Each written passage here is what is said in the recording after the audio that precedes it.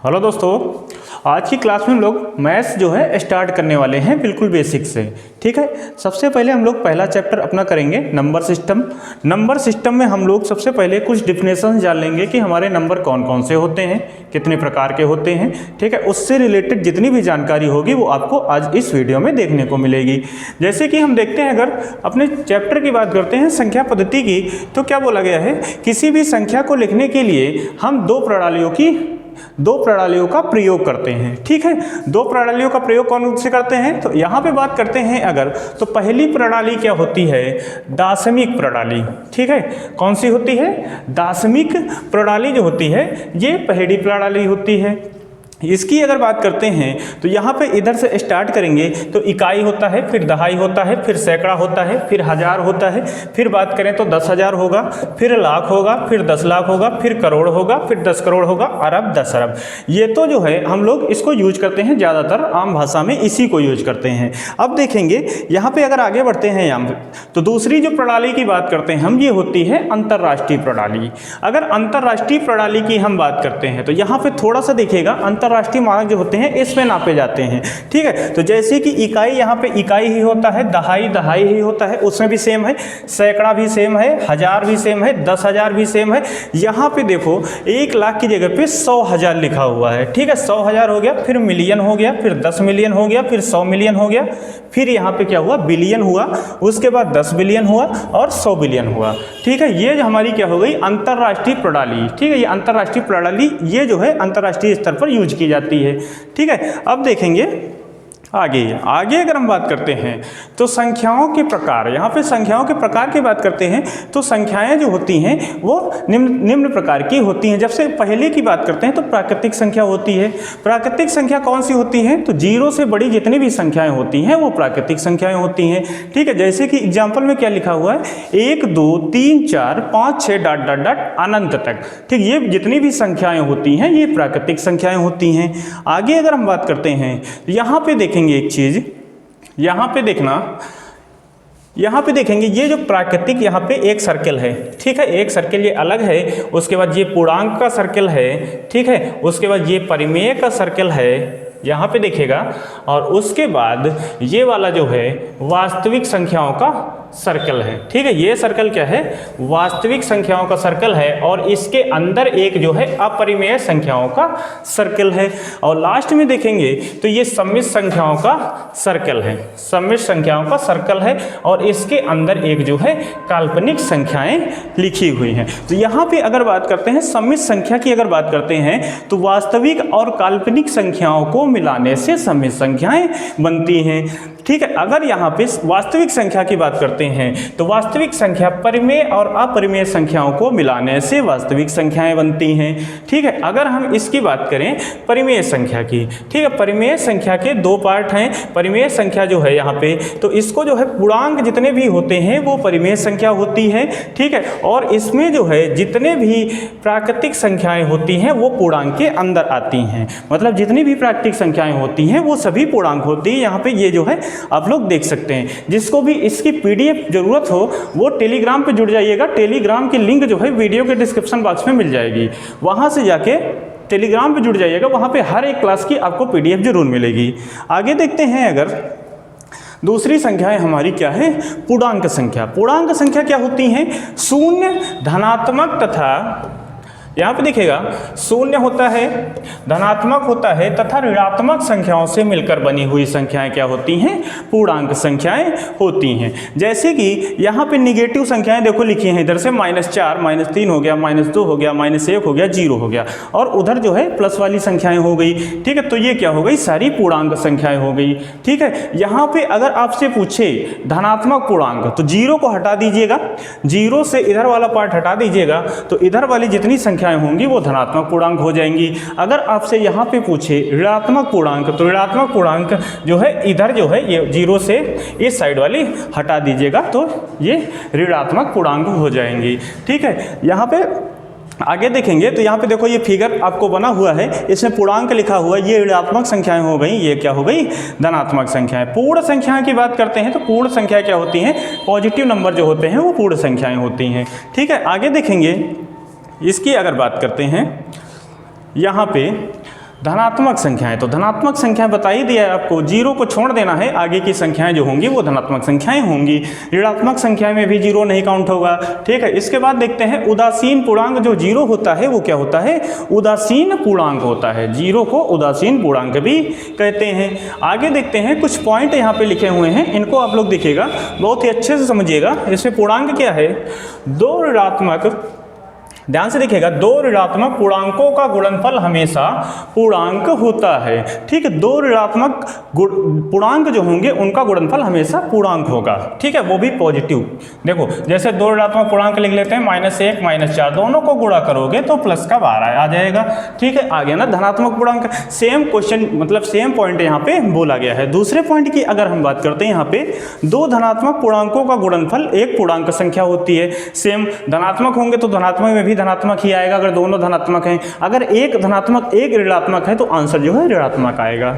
यहाँ पे देखेंगे आगे पॉइंट की अगर बात करते हैं हम, किसी पूर्णांक और उसके व्युत्क्रम का गुणनफल हमेशा एक होता है। कैसे होता है देखिएगा, यहाँ पे मान लेते हैं कोई नंबर लिखा हुआ है, मान लेते हैं 2 लिखा हुआ है, ठीक है। इसका व्युत्क्रम की बात करते हैं तो क्या होगा, 1/2 होगा, ठीक है। दोनों को अगर गुणनफल करोगे तो ये 2 से 2 कट जाता है, आंसर एक ही तो आता है। वही पॉइंट तो लिखा हुआ है यहाँ पे, सेम टू सेम वही पॉइंट लिखा है। दो धनात्मक पूर्णांकों का योग एक पूर्णांक होता है, ये तो ऊपर हो गया। उसके बाद ये गुणनफल वाला कहाँ पे है, ये ऊपर वाला गुणनफल है, ठीक है। ये वाला जो हो गया इसका पॉइंट हो गया। आगे पॉइंट की अगर बात करते हैं, दो धनात्मक पूर्णांकों का योग एक पूर्णांक होता है, ये भी ठीक बात है, ठीक है। दो धनात्मक पूर्णांकों का योग एक पूर्णांक होता है। दो ऋणात्मक पूर्णांकों का योग भी एक पूर्णांक संख्या होती है, ये भी ठीक बात है। दो नंबर जब माइनस करोगे तो एक जो है पूर्णांक ही आंसर आएगा, ठीक है। वो हो सकता है धनात्मक पूर्णांक है, हो सकता है ऋणात्मक पूर्णांक है घटाने पर, ठीक है। आगे देखेंगे, सभी प्राकृतिक संख्या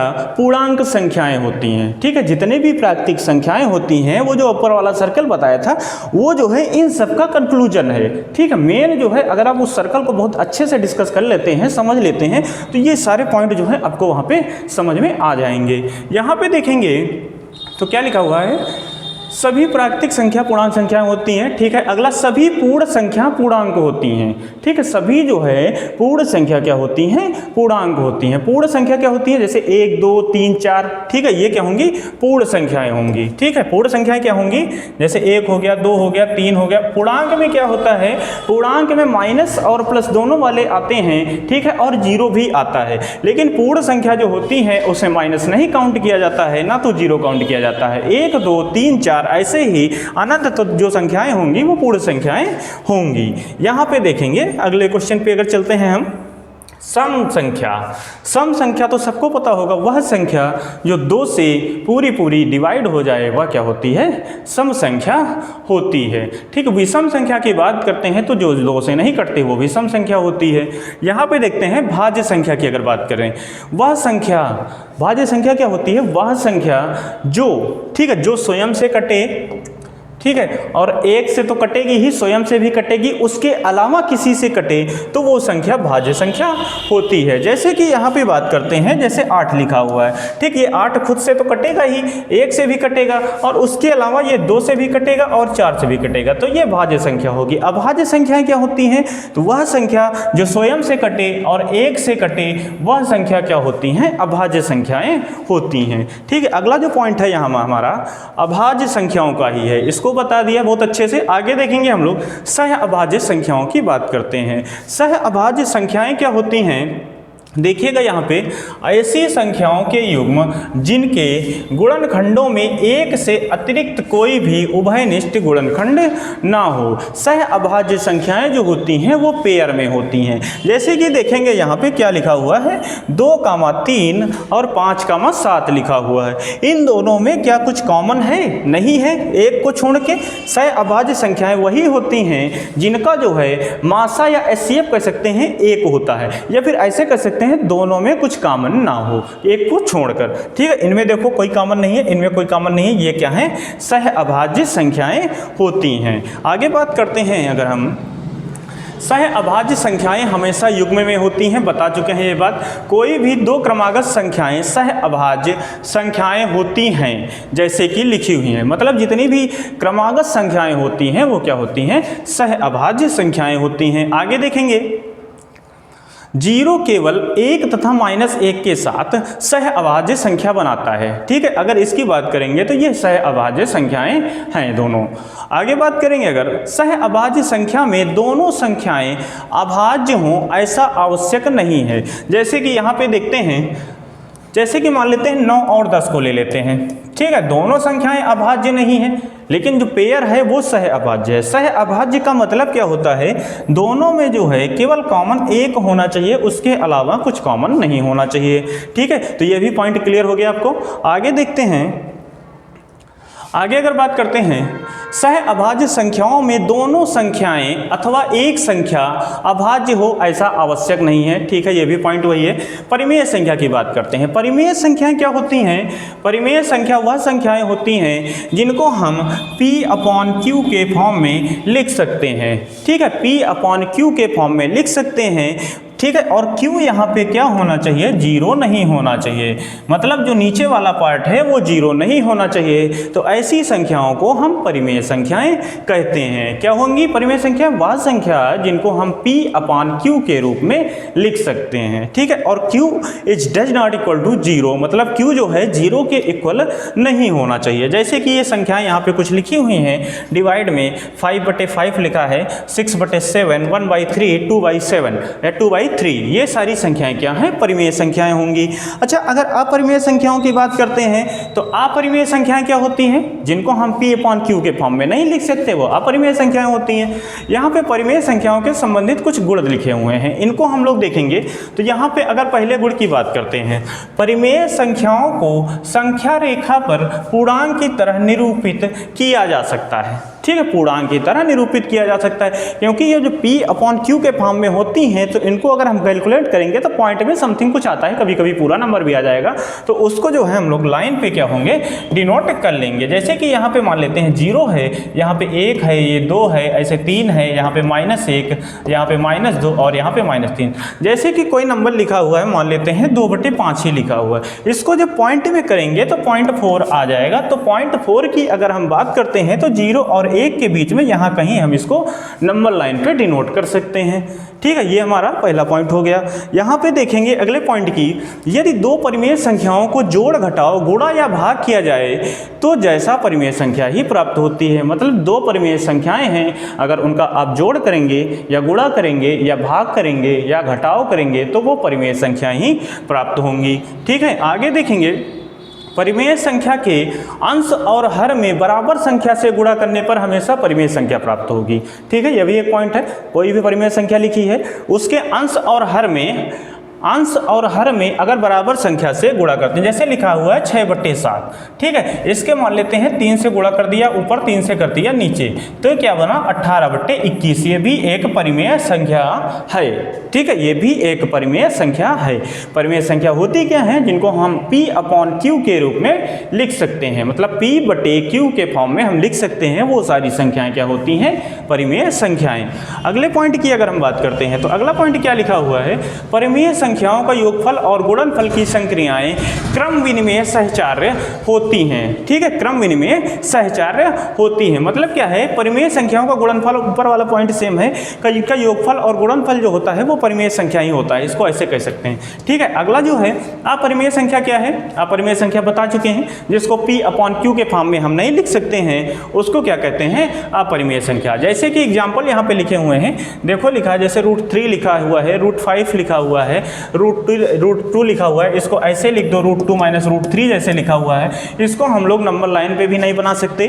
ठीक है, आगे देखेंगे, अगर बात करते हैं अपरिमेय संख्याओं से संबंधित कुछ नियम हैं। नियम क्या है, परिमेय और अपरिमेय संख्या का योग हमेशा अपरिमेय संख्या ही होती है। मतलब कोई परिमेय संख्या और अपरिमेय संख्याओं को अगर जोड़ेंगे तो क्या होगा, वहाँ पे अपरिमेय संख्या ही प्राप्त होगी। जैसे मान लेते हैं परिमेय संख्या लिखी हुई 6/7, मान लेते हैं ये परिमेय संख्या लिखी है। अपरिमेय संख्या आगे लिख देते हैं, जैसे कि लिख देते हैं √2 ही लिख देते हैं। अगर दोनों को हम जोड़ेंगे तो यहाँ पे एलसीएम क्या हो जाएगा, 7 हो जाएगा। ये बनेगा 6 + 7 √2। तो ये जो है क्या आ गई, अपरिमेय संख्या आ गई। तो मतलब परिमेय और अपरिमेय संख्याओं का योग करेंगे या गुणनफल करेंगे या फिर उसको घटाएंगे या फिर जोड़ेंगे तो हमेशा संख्या जो आएगी वो अपरिमेय संख्या ही आएगी। आगे देखेंगे, दो अपरिमेय संख्याओं का गुणनफल परिमेय या अपरिमेय में से कोई भी हो सकता है। ठीक है, दो अपरिमेय संख्याओं का गुणनफल परिमेय और अपरिमेय दोनों हो सकता है। ठीक है, आगे देखेंगे अगर बात करते हैं वास्तविक संख्याओं की, तो वास्तविक संख्याएं क्या होती हैं? परिमेय तथा अपरिमेय संख्याओं को सम्मिलित रूप से वास्तविक संख्या कहते हैं। फिर से एक बार कह रहे हैं, जो अभी ऊपर हम लोगों ने वो सर्कल वाला जो ग्राफ था उसी का पूरा कंक्लूजन लिखा हुआ है। अगर आप वो ग्राफ समझ लेते हैं तो पूरा जो सिस्टम है उसी के आधार पर लिखा हुआ है। जैसे कि वास्तविक संख्याएं क्या होती हैं? परिमेय और अपरिमेय संख्याओं को सम्मिलित रूप में हम लोग क्या कहते हैं? वास्तविक संख्या कहते हैं। जैसे कि इसके एग्जाम्पल जो लिखे हुए हैं देखिएगा, ये जो है क्या है? अपरिमेय, परिमेय, ये अपरिमेय, ये परिमेय, ठीक है, ये परिमेय और ये परिमेय, जिनको हम P/Q के फॉर्म में लिख सकते हैं वो परिमेय संख्याएं होती हैं। जिनको हम नहीं लिख सकते वो क्या होंगी? अपरिमेय संख्याएं होंगी। आगे देखेंगे समृद्ध गुणधर्म की बात करते हैं। जब दो वास्तविक संख्याओं को जोड़ा या गुणा किया जाता है तो वास्तविक संख्या प्राप्त होती है। ठीक है, जब दो वास्तविक संख्याओं को जोड़ेंगे या फिर गुणा करेंगे तो क्या होगा? हमारे दो वास्तविक संख्याएं प्राप्त होंगी। आगे देखेंगे क्रम विनिमय गुणधर्म। ठीक है, ये विनिमय है यहाँ पे, क्रम विनिमय। ठीक है, विनिमय गुणधर्म तो क्या है? दो वास्तविक संख्याओं को किसी भी क्रम में जोड़ने, दो वास्तविक संख्याओं को किसी भी क्रम में जोड़ने या गुणा करने पर हमें एक समान वास्तविक संख्याएं प्राप्त होती हैं। ठीक है, दो वास्तविक संख्याओं को किसी भी क्रम में जोड़ने, ठीक है, मतलब आगे पीछे कहीं भी रख सकते हैं। जैसे आगे ऐसे लिख दो, 2 + 3 = 5 होता है तो 3 + 2 भी 5 ही होगा। पॉइंट यही कह रहा है कि इनको कैसे भी क्रम में जोड़ोगे तो आंसर जो है वही आएगा। ठीक है, आगे देखेंगे सहचर्य गुणधर्म की बात करते हैं। तीन वास्तविक संख्याओं के समूह को ही परिवर्तित कर जोड़ने और गुणा करने पर उत्तर समान होता है, सेम है। ठीक है, उसमें 2 की बात की गई थी, इसमें 3 की बात की गई है। तीनों को गुणा करो या जोड़ो, आगे पीछे नंबर कर सकते हो, आंसर जो है आपका वही आने वाला है। अगला देखेंगे वितरण गुणधर्म की बात करते हैं। यदि वितरण गुण का प्रयोग गुणन पर योग का वितरण विधि या गुणन पर व्यवकलन का वितरण विधि का प्रयोग करने पर भी समान उत्तर प्राप्त होता है। ठीक है, क्या बोला गया है? यदि वितरण गुण का प्रयोग गुणन पर योग का वितरण विधि या गुणन पर व्यवकलन, व्यवकलन मतलब घटाव, का वितरण विधि का प्रयोग करने पर भी उत्तर जो है समान प्राप्त होता है। आगे देखेंगे काल्पनिक संख्या की बात करते हैं। तो काल्पनिक संख्याएं क्या होती हैं? काल्पनिक संख्याएं वे संख्याएं होती हैं जिनका जो है हम लोग वर्ग करने पर हमारा जो है आंसर जो है ऋणात्मक आता है या फिर माइनस में आता है।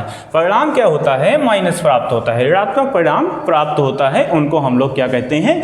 काल्पनिक संख्या कहते हैं। दूसरे शब्दों में काल्पनिक संख्याओं को उन ऋणात्मक संख्याओं के वर्गमूल के रूप में परिभाषित किया जाता है जहां इसका कोई निश्चित मान नहीं होता। इसे आई से निरूपित करते हैं। ठीक है, इसे क्या करते हैं? आई से निरूपित करते हैं। जैसे कि यहाँ पे देखेंगे तो 2i जो है काल्पनिक है। ठीक है, और 3i जो है काल्पनिक है, 9i भी काल्पनिक है। जिस भी संख्या के साथ आप i जोड़ देंगे वो संख्या काल्पनिक हो जाएगी। यहाँ पे बात करते हैं अगर, तो i की वैल्यू जो होती है स्क्वायर रूट के अंदर -1 होती है। i की वैल्यू क्या होती है? स्क्वायर रूट के अंदर -1 होती है। ठीक, अब बात करेंगे सम्मिश्र संख्या की। सम्मिश्र संख्या की अगर बात करते हैं, वह संख्या जो वास्तविक तथा काल्पनिक संख्याओं से मिलकर बनी होती है वो सम्मिश्र संख्या होती है। ये भी पॉइंट जो है उसी ग्राफ से है, जो ऊपर वाला है जो सर्कल वाला, उसी ग्राफ से ये भी पॉइंट है। मतलब सम्मिश्र संख्या क्या होती हैं? वास्तविक तथा काल्पनिक संख्याओं को मिलाने से क्या बनती हैं? सम्मिश्र संख्याएं। ठीक है, वास्तविक और काल्पनिक संख्याओं को मिलाने से सम्मिश्र संख्याएं बनती हैं। जैसे कि यहाँ पे देखेंगे ये वास्तविक है, ये काल्पनिक है, दोनों को जोड़ दिया गया है तो ये सम्मिश्र संख्या बन गई। जैसे ऐसे सारे क्वेश्चन लिखे हैं, ये 8 नहीं है, यहाँ पे i है। ठीक है, i है यहाँ पे। ये संख्याएं क्या हैं? सम्मिश्र संख्याएं। अब सम्मिश्र संख्याएं से जो हैं कुछ गुणधर्म हैं, इनको हम लोग कैसे कैसे यूज करते हैं उसके बारे में बात करेंगे। तो यहाँ पे देखते हैं, इसकी बात करेंगे अगर, 1 मिनट रुकिएगा। जिसको भी इसकी PDF चाहिए, ठीक है, वो टेलीग्राम पे जाइए। टेलीग्राम का लिंक जो है वीडियो के डिस्क्रिप्शन बॉक्स में मिल जाएगा, वहाँ से आप लोग PDF जो है डाउनलोड कर सकते हैं। यहाँ पे अगले पॉइंट की अगर हम बात करते हैं तो अगला जो पॉइंट है हमारा, सामान्यतः सम्मिश्र संख्याएं वास्तविक संख्याओं का एक विस्तारित रूप होती हैं। ठीक है, सम्मिश्र संख्याएं क्या होती हैं? वास्तविक संख्याओं का एक विस्तारित रूप होती हैं। आई भी एक बीजीय संख्या है क्योंकि यह समीकरण का एक मूल होता है। ठीक है, ये एक बीजीय संख्या है। यहाँ पे देखेंगे गाउसी पूर्णांक एक सम्मिश्र संख्या होती है जिसमें वास्तविक और काल्पनिक संख्या, काल्पनिक भाग दोनों पूर्णांक होते हैं। जैसे कि देखते हैं, जैसे कि यही नंबर यहाँ पे देखेंगे, ये वाला लिखा है। ठीक है, इसमें वास्तविक और काल्पनिक जो पूर्णांक हैं, मतलब दोनों जो हैं पूर्णांक हैं। ये वाला काल्पनिक वाला भाग है, ये वास्तविक है। ठीक है, तो ये दोनों क्या हैं? पूर्णांक हैं। ये नंबर है और ये भी नंबर है। ठीक है, ये जो है हमारी क्या होती है? गाउसी पूर्णांक इसको कह सकते हैं। सम्मिश्र संख्या को a + ib के रूप में दर्शाने को कार्तकीय रूप कहा जाता है। दर्शाने को कार्तकीय रूप कहा जाता है। अब इसको देख लेंगे हम लोग। तो यहाँ पे देखेंगे सम्मिश्र संख्या वास्तविक संख्या और काल्पनिक संख्याओं को जैसे मिलाने से बनती है। तो यहाँ पे देखेंगे अगर वास्तविक संख्या a है और काल्पनिक संख्या b है तो इसकी सम्मिश्र संख्या क्या बन गई? a + ib। काल्पनिक संख्या में आपको i ऐड करना है। जैसे वास्तविक संख्या क्या हुई? 3 हुई और काल्पनिक संख्या 2 हुई, तो 3 + 2i जो होगा इसका जो है सम्मिश्र संख्या होगी। और यहाँ पे 5 अगर सिंगल लिखा हुआ है तो 5 इसको हम 0i लिखेंगे। ठीक है, 0i। यहाँ पे देखेंगे अगर माइनस का 2i है तो इसमें वास्तविक संख्या 0 है और काल्पनिक वाली क्या है? माइनस का 2i है। और यहाँ पे देखेंगे अगर हम a लिखा हुआ है, ठीक है, a लिखा हुआ है प्लस ये अल्फ़ा लिखा हुआ है। ठीक है, अल्फ़ा लिखा हुआ है तो यहाँ पे अल्फ़ा कर देते हैं तो अल्फ़ा आई हो जाएगा, a + अल्फ़ा आई हो जाएगा। इस तरह से आज हम लोगों ने नंबर सिस्टम के जितने भी टाइप बनते हैं, नंबर क्वेश्चन की अभी हम बात नहीं किए हैं, अभी हम लोग उससे जितने भी पॉइंट बनते हैं जो आपको जानना बहुत ज़रूरी है, क्योंकि आगे जो है ये आपको बहुत काम आने वाले हैं और आपको इससे डायरेक्ट क्वेश्चन भी मिल सकता है कि सम्मिश्र संख्याएँ क्या होती हैं, परिमेय संख्याएँ क्या होती हैं। इस तरह के क्वेश्चन जो है आपको देखने को मिल सकते हैं। ठीक है, अगर आपको वीडियो अच्छा लगा है तो वीडियो को लाइक करिएगा और चैनल को सब्सक्राइब करके बेल आइकन दबाइएगा और ज़्यादा से ज़्यादा अपने दोस्तों तक इस वीडियो को शेयर करिएगा। धन्यवाद।